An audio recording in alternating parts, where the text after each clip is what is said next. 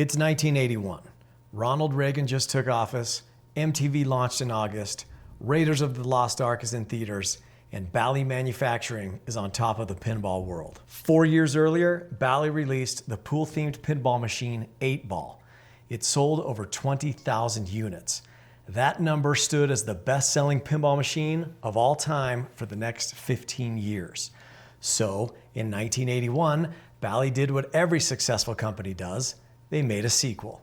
They handed the assignment to the same designer who built the original, a guy named George Christian. He took the 1950s malt shop theme, gave it a cowboy makeover, added speech synthesis, and built one of the most iconic pinball machines of the 1980s. And the one I've got in front of me today is special. It's the 1982 limited edition. I'm Ryan, this is The Skill Shot, and today we're talking about 8 Ball Deluxe. Quit talking and start chalking. 11 ball. 5 ball. We got the same mustache. In 1981, Bally was the king of pinball. Williams was right behind them. Gottlieb was still in the game. Stern had only been around for a few years, and Jersey Jack pinball was still a glimmer in Jack's eye.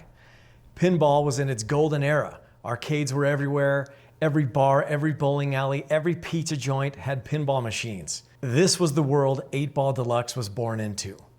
George Christian was one of Bally's most prolific designers.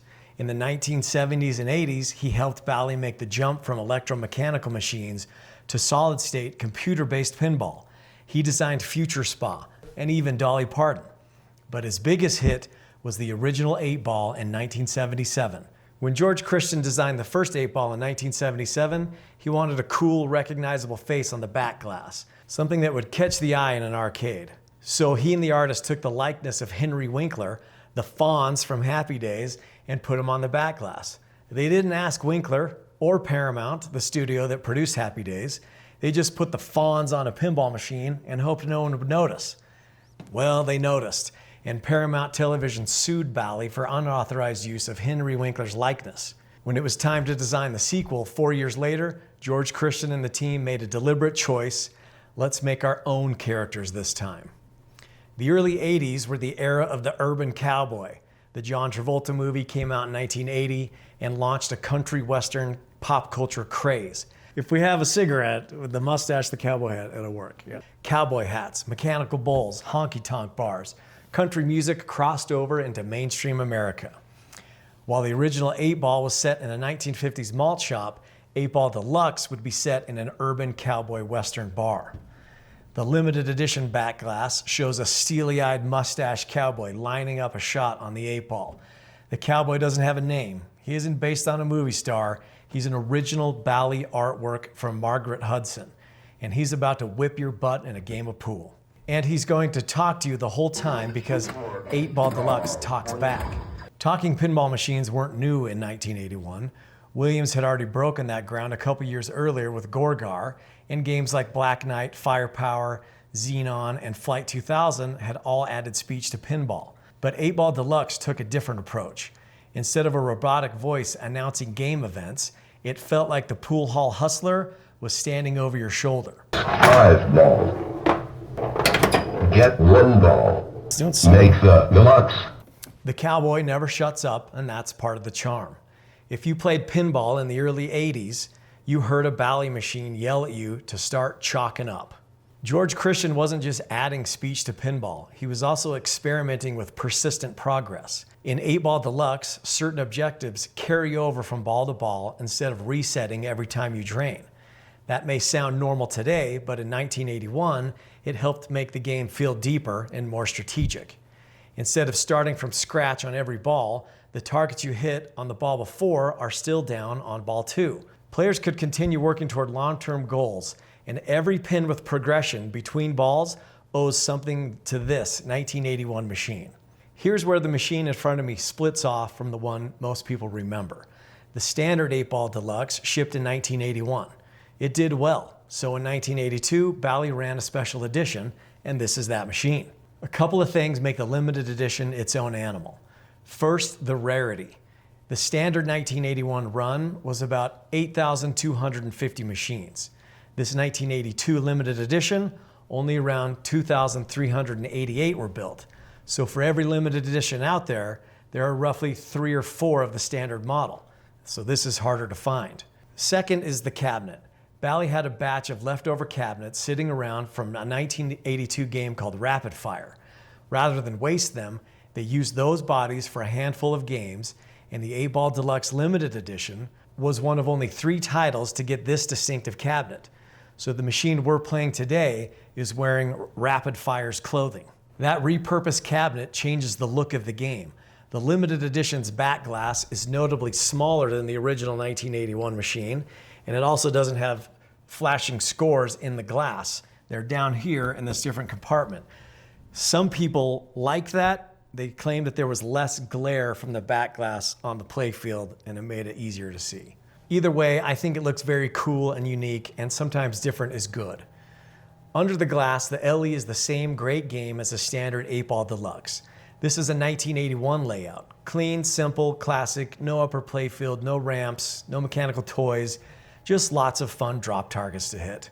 On the right side, you've got a bank of 7 drops representing both the solid and the striped balls. Knock the ball down, and you get the 8 ball. One cool thing about this game is when you're playing 4 players, players 1 and 3 are actively trying to hit the solid balls, while players 2 and 4 are after the striped balls. And it remembers your progress as you go through. On the left are 4 inline drop targets, and when you hit them, it builds your bonus multiplier. After you knock down the drop down targets, you can spell Deluxe and receive valuable rewards. 8 Ball Deluxe has a great reputation because it was everywhere in the mid-80s. Bars, pool halls, college campuses, bowling alleys. If you played pinball in 1983, you probably played one at your favorite hangout spot. The standard model still sits around 91 on Pinside's top 100, and the limited edition carries that same beloved game in a rare shell. So let's give it a flip score. First up is shots. You have drop targets on the right, multiplier drops on the left, 8 ball up top, pops in the middle. It's not super complicated, but for a 1981 design, the layout works and it gets a 15 out of 20. For code and depth, the pool theme is easy to understand, solid stripes, 8 ball, spelled deluxe. The memory drop targets add a layer of strategic carryover from ball to ball that was groundbreaking for its area. But there are no modes, no wizard mode. It's a game built around scoring and skill, not missions, 14 out of 20. For theme, the Urban Cowboy theme is so committed and so era specific that it almost transcends the pinball machine, the mustached cowboy, the pool hall vibe. You don't just play this game, you walk into a Western bar and shoot pool with a cowboy who has opinions about your shots. 19 out of 20. On build quality, early Bally solid state machines are well built. The cabinets are heavy, the mechanisms are reliable, the squawk and talk soundboard is repairable. After 40 years, you're gonna need to do some tinkering, but these machines are still running strong. And it gets a 17 out of 20. On resale value, a clean 8 Ball Deluxe typically sells for around $4,000, while a beautifully restored example can bring $5,000 to $6,000 or even more. A limited edition generally falls into a similar range. Its lower production numbers help support values, but many collectors still prefer the original machine's larger backglass and iconic cabinet work. In the end, it's a collector's coin flip. Do you want the classic full-size backglass or the rare limited edition? Either way, for a 45-year-old machine, prices are stable. 8 Ball Deluxe holds its value because there's always a Gen X collector hunting for the machine they remember from their college bar. And so it gets a 17 out of 20 for a total flip score of 82 out of 100. For a 1981 machine going up against modern pins, that's a strong score. The game punches above its weight.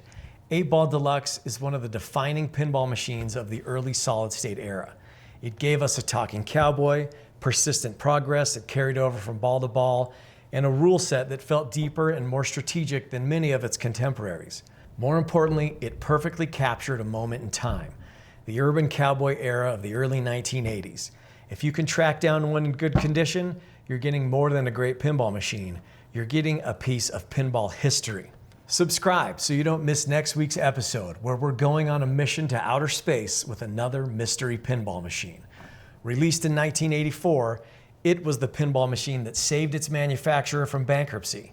It was also the first solid-state pinball machine to feature a sculpted toy on the playfield. Think you know which machine I'm talking about? Drop your guess in the comments, and I'll see you on next week's episode of The Skill Shot. Can they see the space shuttle in the background? Probably. Well, where's the cigarette? Do you have one of those? Let's put this up. This is the perfect topper for this. Perfect topper.